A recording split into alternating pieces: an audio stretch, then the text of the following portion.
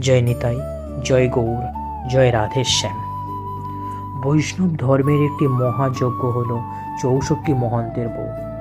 এই ৬৪ মহন্তর ভোগে ৬৪টা মহান্তর জন্য আলাদা আলাদা ভোগ মালসায় স্থাপন করা হয় এবং ভোগের কার্য অনুষ্ঠান করা হয়।